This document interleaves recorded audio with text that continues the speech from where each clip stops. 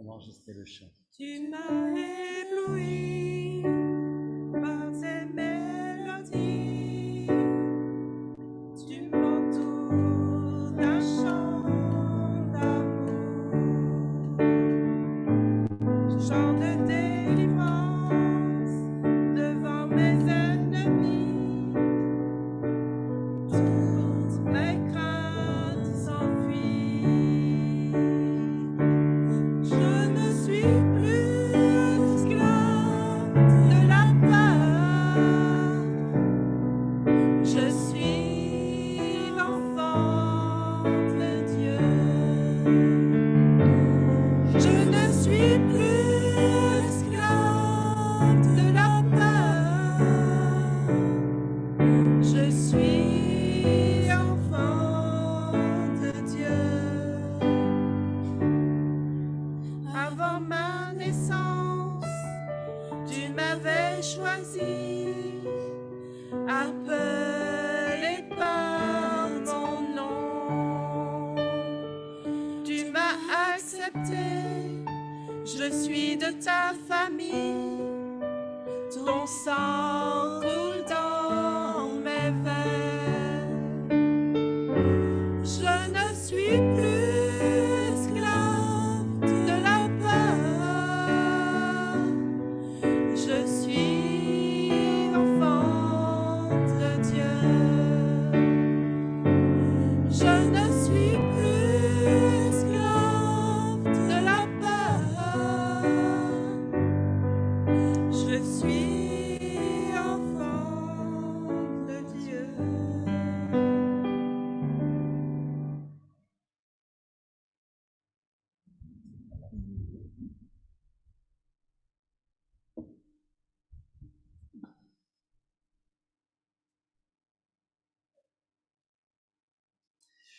C'était quand même très chouette d'écouter notre frère Ryan. On a l'impression d'assister à la naissance d'un prof.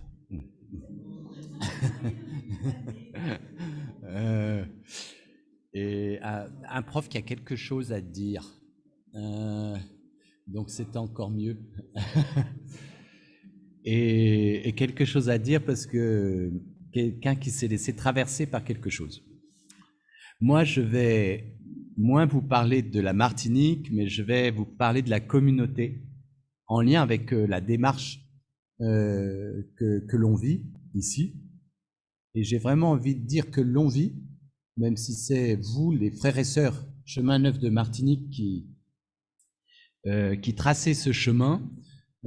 Si ça vous concerne comme l'un des membres du corps communautaire, alors ça implique, ça concerne tout le corps communautaire. Et c'est pour ça que c'est important ce que vous vivez là. Je ne crois pas que ça soit un début. Cette question-là, elle existe depuis des siècles, sans doute. Et puis, et la communauté la porte. Mais j'ai l'impression quand même que ce que nous vivons cette semaine, ce moment, c'est un kairos, comme on dirait, c'est-à-dire un moment de l'Esprit Saint, un moment marquant où le Seigneur nous dit quelque chose, nous appelle à quelque chose, et il faut qu'on l'entende. Il faut qu'on ait le courage de l'entendre. Vous savez,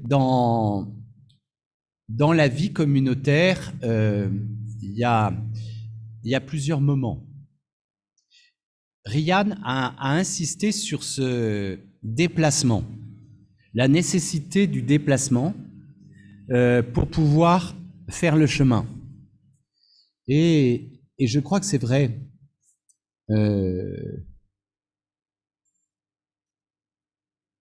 Il faut qu'on ait une certaine distance avec ce qui nous traverse et ce que l'on vit pour pouvoir le voir, le reconnaître et du coup pouvoir imaginer le chemin et le sentier par lequel il faut passer et il faut continuer la route.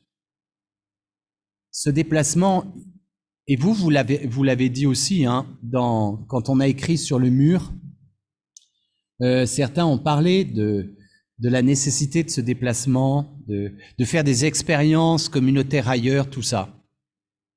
Je suis pas sûr, comme le dit Ryan, qu'il s'agit d'avoir à prendre du large par rapport à la Martinique pour comprendre ce qu'on vit en Martinique. Je crois qu'on peut, comme le dit Ryan, vraiment le vivre sur place. Mais je crois que ce déplacement, c'est précisément notre appel et notre engagement communautaire. Je crois que si la communauté du Chemin Neuf a quelque chose à faire sur l'île, dans l'église de la Martinique, c'est de permettre cet espace qui nous déplace, qui nous fait quitter. Aucun appel communautaire qui, comme l'appel d'Abraham, soit un appel à quitter, à partir, à se mettre en route, à marcher. On ne peut pas s'appeler Chemin Neuf si on reste sur place. Et donc, Chemin Neuf, c'est prendre de la distance, c'est partir. Et c'est pour ça qu'il y a une seule communauté du Chemin Neuf. Que la communauté du Chemin Neuf, c'est pas qu'elle est internationale, mais j'ai envie de dire, la communauté du Chemin Neuf, elle est simplement catholique.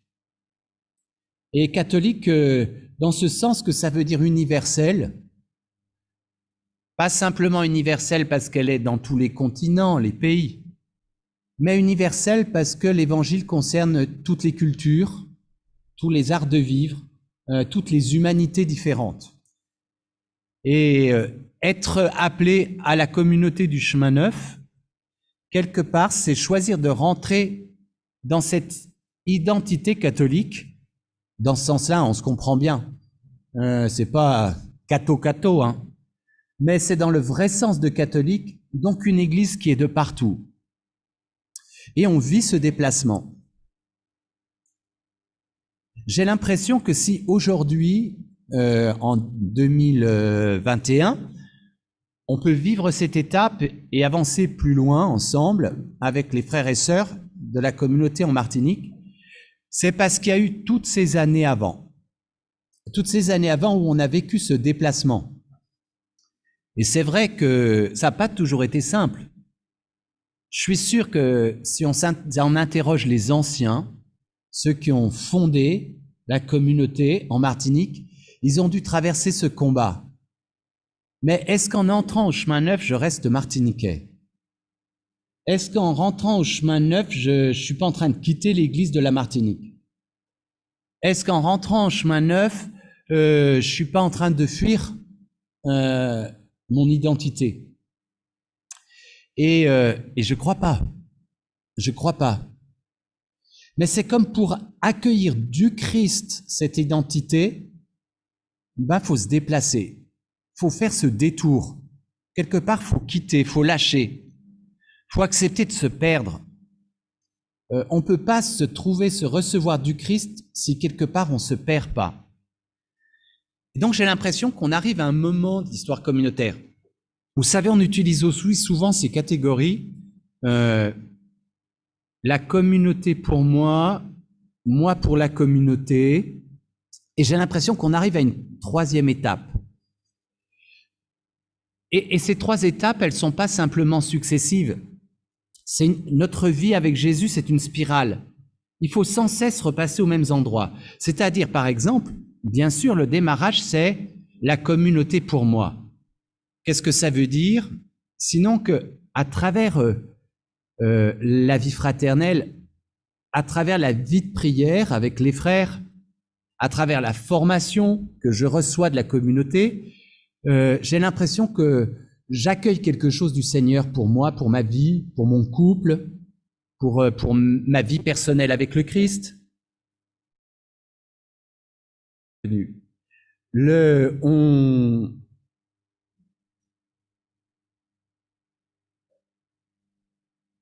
On fait le chemin que le Seigneur nous invite à faire.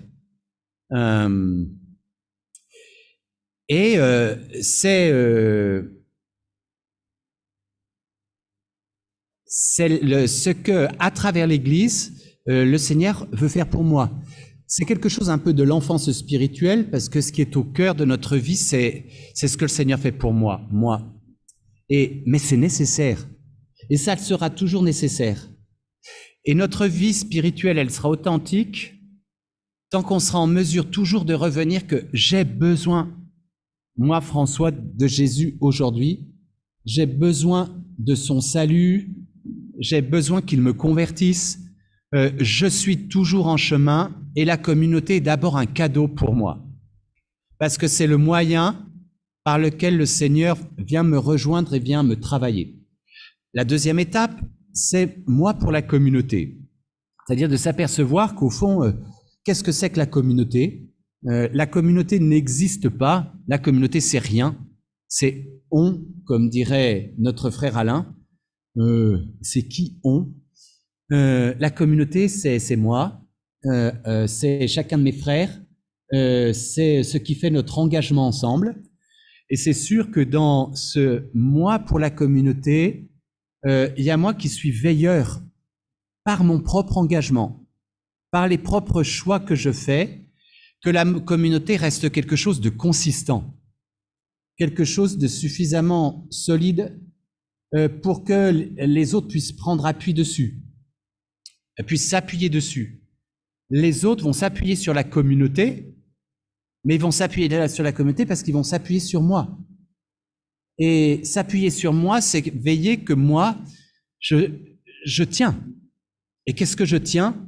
Ben, je tiens ma vie communautaire, je tiens mes engagements. C'est ça qui fait que la communauté peut pas être un corps mou, qui va avec une certaine radicalité de mes choix. Alors ça, on le connaît, hein. Moi, la communauté pour moi, moi pour la communauté. Mais j'ai l'impression que c'est comme si le Seigneur nous invite à une nouvelle étape, à prendre conscience d'une autre dimension, une troisième dimension, qui est pas simplement quelque chose qui se joue entre moi et la communauté et moi, mais c'est la communauté dans l'Église pour la société, pour le monde. C'est-à-dire, c'est pas simplement quelque chose où la communauté est la finalité, ça on le sait depuis le début, mais c'est comme si le Seigneur aujourd'hui nous appelle.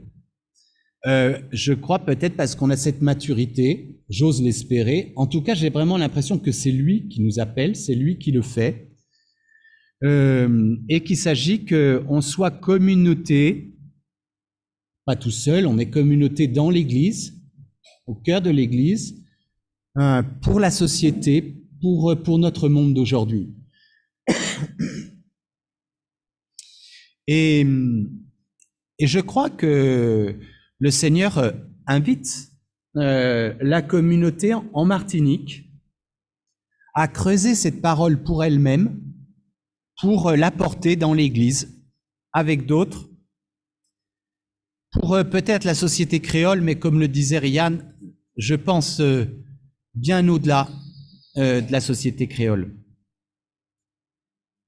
Moi, j'ai été interpellé par Édouard Glissant, que je trouve vraiment une pensée, une parole. Alors, je crois pas qu'il soit chrétien, mais je crois qu'il est inspiré quand même par l'Esprit Saint. Pour apprendre à bâtir la société du XXIe siècle. Parce que moi, la créolisation, j'ai eu l'impression, quand j'ai compris Glissant, ce que j'ai cru en comprendre, m'a permis de comprendre des choses que j'ai vécues, mais ailleurs qu'aux Antilles, ailleurs que dans les îles même. Comme je disais aux frères, quand ce que j'ai vécu à Kinshasa, grande capitale de RDC, du Congo, j'ai eu l'impression de toucher du doigt ce que c'est que la créolisation. À Kinshasa, la capitale du Congo, on vit pas la culture africaine, hein. Les frères là-bas ne cessaient de m'expliquer ce que c'était que la culture congolaise. Mais ils avaient besoin d'expliquer la culture congolaise parce qu'ils voyaient bien qu'à Kinshasa, je la trouvais pas, je la voyais pas. Les jeunes Kinois et 80% de la population de Kinshasa à moins de 20 ans, ils vivent pas la culture congolaise qu'on vit au village. toute la tradition, tout ce qui a formé l'âme congolaise. Ils en vivent. Mais dans cette grande mégapole, ils sont à la rencontre de bien d'autres réalités qui sont pas que des choix, qui s'imposent à eux, qui est quelque part une loi du monde. Si on veut pas subir le monde, on est obligé d'en apprendre les mécaniques, le langage, et les jeunes veulent rentrer dans ce monde pour pas l'impression d'être simplement ballottés par ce monde, mais pour essayer de le comprendre et de le maîtriser. Et ils rentrent dans une autre culture. Et c'est plus la culture congolaise traditionnelle, c'est pas une culture occidentale non plus. Ça donne une culture quinoise pleine de richesse, pleine de fragilité. Pleine de richesse et pleine de fragilité. Quand notre frère Yann disait tout à l'heure que, au fond, on ne pourra pas se passer de la grâce, on ne pourra pas se passer de l'Esprit Saint pour faire ce voyage, pour continuer ce chemin.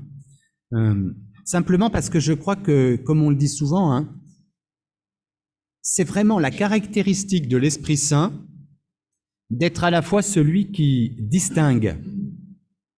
L'Esprit Saint est celui qui différencie.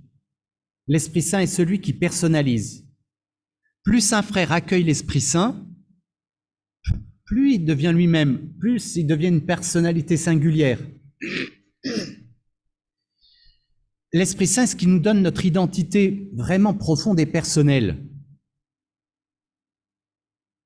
Et donc, l'Esprit Saint est celui qui différencie. Et en même temps, l'Esprit Saint est celui qui rassemble, celui qui fait communion, qui met dans la communion, qui crée la communion, qui fait la communion. Et je crois que ce travail qu'on est appelé à faire, c'est bien de mesurer ce qui nous distingue, ce qui fait que la communauté de Martinique a un chemin à faire qu'elle seule peut faire, a une parole singulière à accueillir dans l'Église pour le monde, dans la communauté, et que l'Esprit Saint est celui qui va pouvoir nous mettre en communion. On voyait bien nos deux frères, Léandre et Guillaume. On n'allait pas demander à l'un, bon, on va demander aux deux de devenir créoles, d'accord. Mais même s'ils sont tous les deux créoles, il y a béquet, pas béquet, quoi. Et ça, on ne pourra pas demander que ça soit autrement. Parce que c'est dans l'histoire. Et il y a quelque chose de l'histoire qui le distingue. Et pourtant, on sent, entre eux, hein, on sent ce désir, cette volonté de laisser l'Esprit Saint passer, de essayer d'ouvrir toutes les fenêtres, toutes les portes pour que la communion advienne, pour que la communion puisse se faire.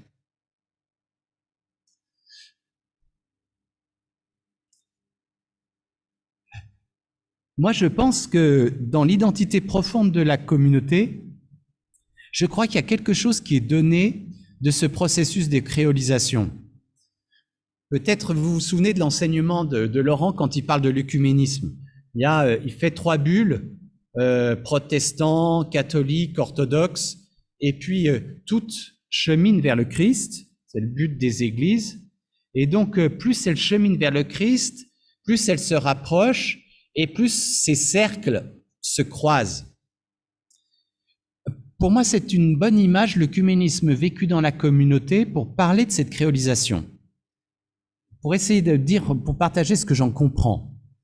Dans la communauté, il y a des catholiques. On ne leur demande pas de devenir des protestants. Il y a des protestants. On ne leur demande pas de devenir des catholiques. C'est pareil pour les orthodoxes. Mais parce qu'ils sont dans la communauté, on ne leur demande pas non plus d'être un espèce de melting pot où, au fond, on crée comme une nouvelle identité. une supra-identité qui fait que on n'est plus catholique, protestant, orthodoxe, on serait chemin neuf. Non. On est dans la communauté du chemin neuf catholique, protestant, orthodoxe. Mais ce que je crois, c'est que le Seigneur, l'Esprit Saint, en nous mettant ensemble, fait qu'on n'est plus catholique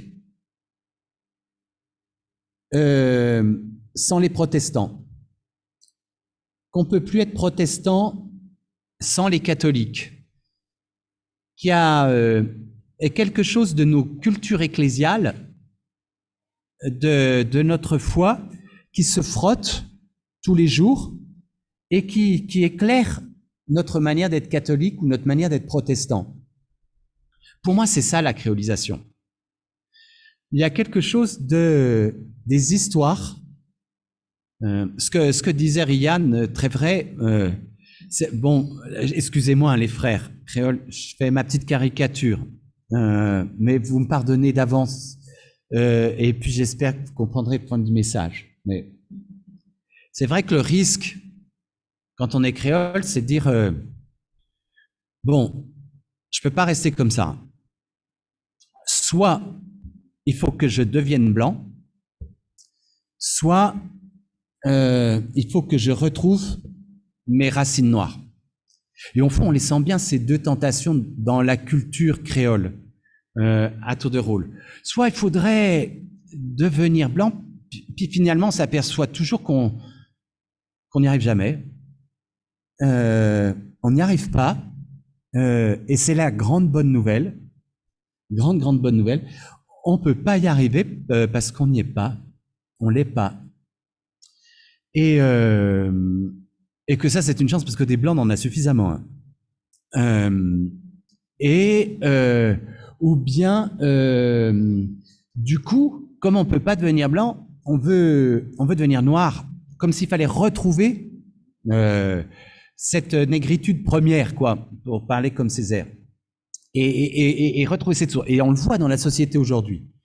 Il faut renoncer à tout ce qu'il y a de blanc pour redevenir noir, mais on l'est pas non plus. On l'est pas.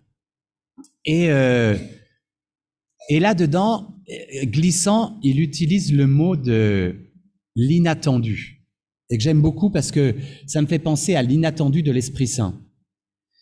Il y a l'inattendu d'une culture. Il y a d'abord deux choses, moi, qui me parlent vraiment du travail de l'Esprit Saint dans ce qu'est ce travail de la créolité et de la créolisation.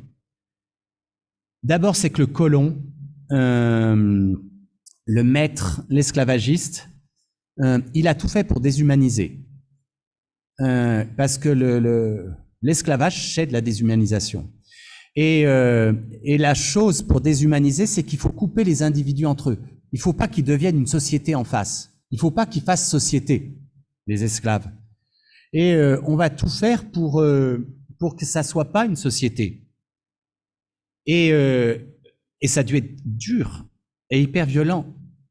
Mais j'ai l'impression que c'est comme si l'Esprit Saint a su prendre tous les interstices, passer par toutes les fêlures des murs qui voulaient être construits entre les hommes pour que ça passe.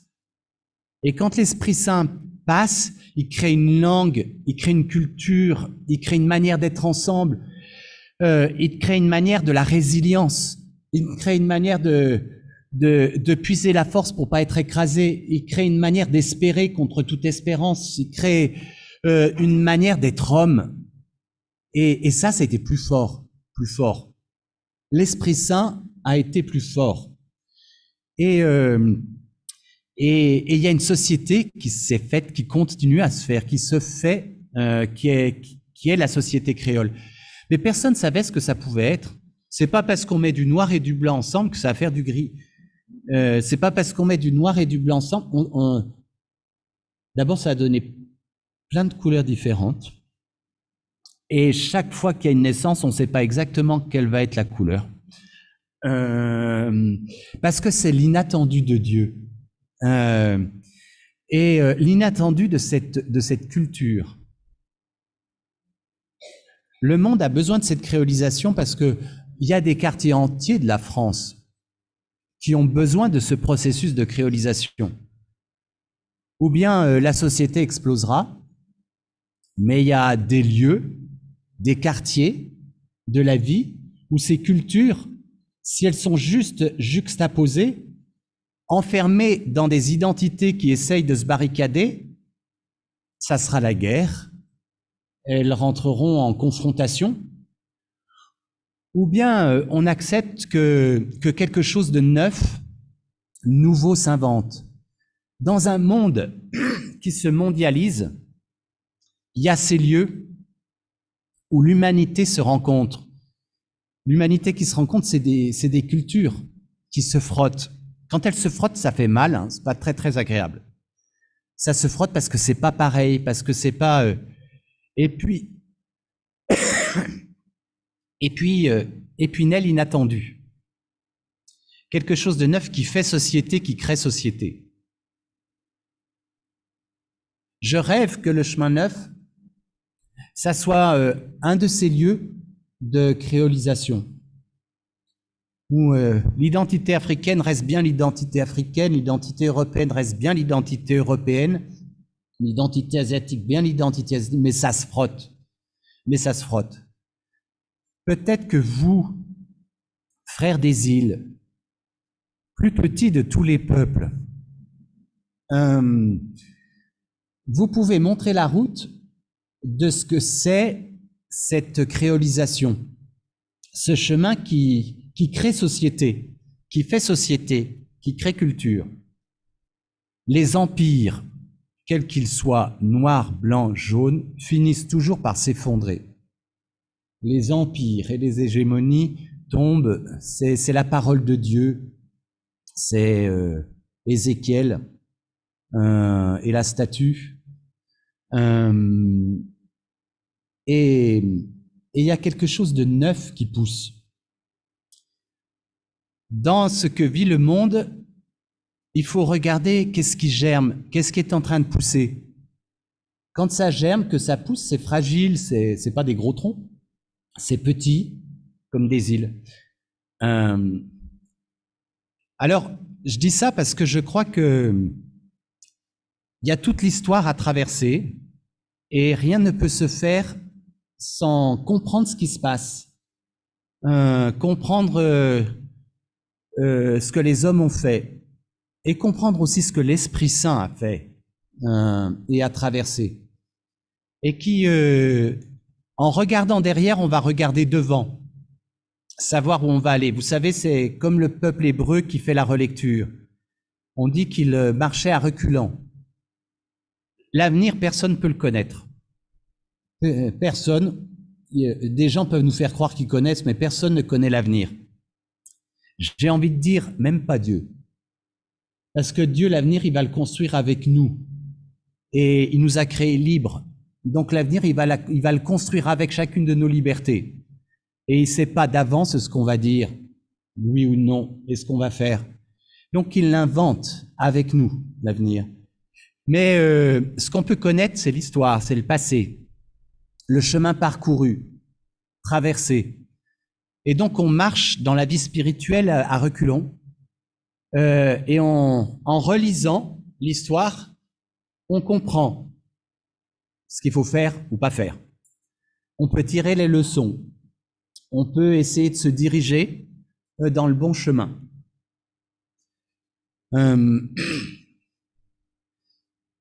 Mais ce que je veux dire, c'est que il s'agit pas que de penser des blessures, il s'agit de porter une parole. Il s'agit pas que de... Le processus que l'on vit, c'est pas simplement une hospitalisation pour soins, c'est aussi une maternité qui enfante quelque chose, porteur d'une vie nouvelle qui vous dépasse, qui n'est pas que pour vous, je crois. Alors, comme Pascal l'a dit hier, moi j'invite vraiment les frères et sœurs du chemin neuf de Martinique qui ont envie de consacrer du temps, de s'impliquer aussi personnellement, parce que c'est un chemin existentielle, personnelle, mais pas que, qui est aussi sociétale, ecclésiale, qui ont envie de s'investir dans ce travail, d'y aller. Yallah, on y va, ensemble, communautairement. Comme le disait Pascal, je crois qu'il ne faut pas qu'on soit trop nombreux, il faut que ça soit un groupe d'une douzaine. 12, c'est un beau chiffre biblique, pour marcher ensemble avec Jésus. Peut-être que c'est se retrouver, il faut des séances un peu longues, on ne peut pas se retrouver simplement pour 1 heure, parce qu'il y a des textes à lire, se redire, échanger dessus, ce qu'on en a compris, ce que ça éclaire, faire venir des intervenants extérieurs, tout ça, il y a tout ce travail-là. Donc je pense que c'est plutôt chaque fois sur 1 journée et demie ou 2 jours, mais ça peut être 1 fois par trimestre. Globalement, jusqu'à présent, MIM, dont il faudra peut-être changer le nom, même si par provocation, on était content de le garder. On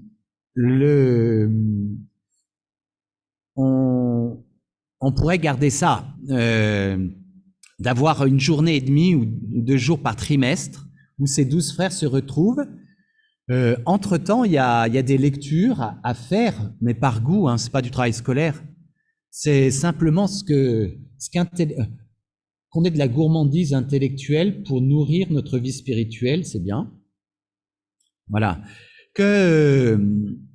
Donc, il faudra vous signaler à Alain tous les frères qui auraient envie d'y aller.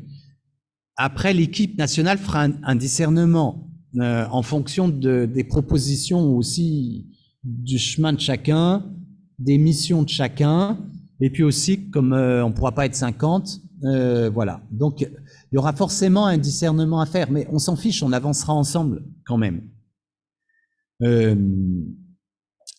Il restera, je pense, et c'est très important, qu'il reste une coordination communautaire, générale de ce travail sur mémoire, identité, créolisation. Si on suit Glissant, métissage, il n'aime pas trop. Hein. C'est ce que ça fait un petit peu melting pot. Tandis que créolisation, c'est un processus plus large que simplement de la géographie et de la couleur. Bon, bref, on verra. Mais qui reste, je pense que le petit noyau, puisque le Seigneur a donné cette trinité, Pascal, Sylvie et Rianne, sans doute, continueront à être impliqués d'une manière ou d'une autre. Et puis, l'équipe qui se mettra en place en Martinique sera en lien avec eux. Parce que eux, ils seront peut-être en lien avec une équipe qui se mettra en place à La Réunion, quand ça sera le moment. Mais c'est une autre histoire, La Réunion. Et le chemin, il n'est pas encore fait, parce qu'il faudrait que nos frères aillent vivre un bon temps communautaire avec les frères de La Réunion prochainement. Puis pourquoi pas l'île Maurice? Peut-être un jour la Guadeloupe, ça sera encore autre chose. Mais on n'en est pas encore là communautairement. Il faut que ça soit des frères bien enracinés dans la communauté. Parce que ce qui est important, c'est qu'on soit libre de se parler. Libre. Parce que avant d'être noir, c'est ce que j'ai vécu en Afrique pendant cette semaine internationale Afrique. Avant d'être noir ou blanc, on était des frères et sœurs du chemin neuf. Et donc, on était frères. Et on peut se parler entre frères. Et à partir de là, on peut tout se dire. Et ça, c'est notre identité première. Fils de Dieu, à la manière chemin neuf. Voilà. Mais je crois que pour la Martinique, il n'y a pas que les 12 qui pourront investir ce champ de travail qui vont devoir avancer. Donc, c'est clair, comme le disait Pascal, il faut qu'on invente des chemins. Je pense que Siloé, j'aime bien parce que ça donne du temps. C'est sur 1 année. C'est 3 fois 4 jours de session. Mais peut-être qu'il y a à travailler un Siloé de manière particulière, singulière, dans toute cette question profonde qui rejoint l'identité, qui rejoint tous ces lieux d'esclavage, qui rejoint tous les chemins de liberté intérieure que le Seigneur m'appelle à vivre et à faire. Peut-être on peut le vivre aussi pendant des retraites communautaires. Donc il y a peut-être à entreprendre un chantier aussi qui est dans l'accompagnement spirituel de la communauté en Martinique. Comment prendre en compte tout ce chemin. Je pense aussi que ce chemin, il ne peut pas se faire qu'en interne chemin neuf, comme s'il y avait une bulle chemin neuf qui fait quelque chose de particulier. On a une grâce parce que c'est notre identité communautaire. Mais je rêve qu'un bout de chemin puisse se faire avec notre frère Léandre ou notre frère Guillaume ou notre frère Daniel, une autre trinité, mais parce qu'on sent qu'ils sont appelés par le Seigneur à faire ce chemin et on ouvre, on partage avec l'Église locale de Martinique ce qu'on sera appelé à vivre. Il ne faut pas qu'on se dissolve. On a notre propre chemin à faire, mais notre propre chemin à faire en communion avec tout ce qui pourra se vivre dans le diocèse. Donc voilà. Je rappelle rapidement mes 3 convictions. C'est que chacun de nous, et très franchement, hein, c'est pareil pour les Occidentaux, là, les Blancs de chez Blancs. Ils savent pas ce que c'est, ils voient même pas leur suffisance. Ils voient même pas leur capacité hégémonique dans tous les sens, tant qu'ils sont pas partis, tant qu'ils n'ont pas quitté. Quand ils quittent leur territoire et qu'ils vont se planter ailleurs, tout d'un coup, ils prennent conscience que ce qui est tellement naturel pour eux, que ça semble simplement humainement normal, l'est pas. L'est pas. C'est décalé.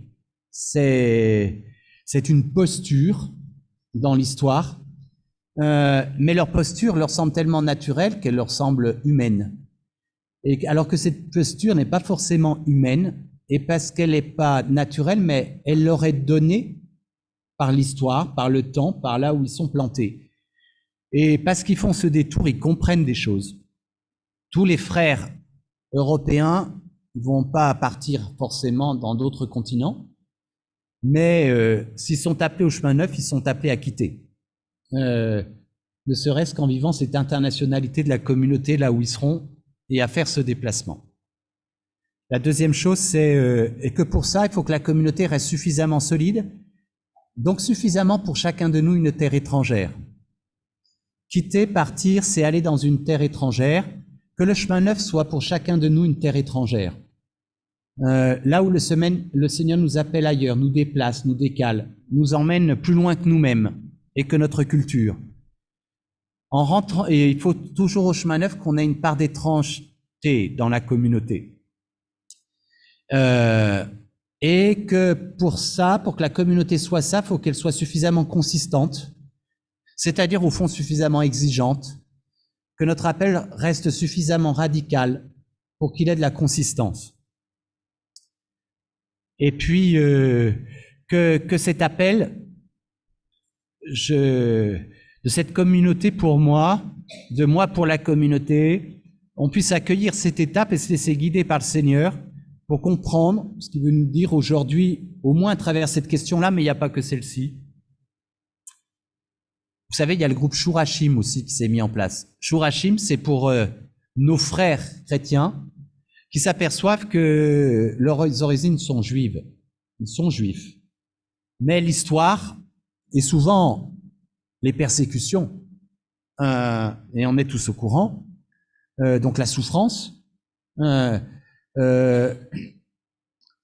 histoire l'a conduit au christianisme. Mais le Christ, ils l'ont rencontré, et ça devient une adhésion personnelle. Mais leurs racines sont juives. Et je crois que leur présence au cœur de la communauté nous dit quelque chose à toute la communauté. Il nous dit simplement que Jésus n'était pas chrétien. Jésus était juif. Jésus, nous on est devenus chrétiens parce qu'il y a le Christ. Le Christ, lui, est juif. Mais ça veut dire que ça nous vient d'ailleurs. Oh, c'est pas un peuple idéal. Ça, la Bible déjà le savait et nous l'a fait comprendre. Mais le Christ appartient à aucune de nos cultures. Aucune. Il nous déplace tous parce qu'il vient d'ailleurs. Et ça, je crois que ça fait partie aussi de ce que le Christ a à nous dire pour vivre vraiment ce qu'il nous appelle à vivre comme catholicité dans la communauté. Je vais m'arrêter là parce que j'ai déjà été long. En tout cas, c'est une grande, grande joie. Pas simplement une joie d'être avec les frères et de partager la grâce de la vie aux Antilles. Hier soir, on a regardé du zouk et on a bu tiponche. Dommage, vous étiez pas là. Mais une consolation spirituelle, surtout, de sentir ce que l'Esprit Saint travaille, fait et l'étape dans laquelle il nous met. Voilà, je passe la parole à Alain pour la suite.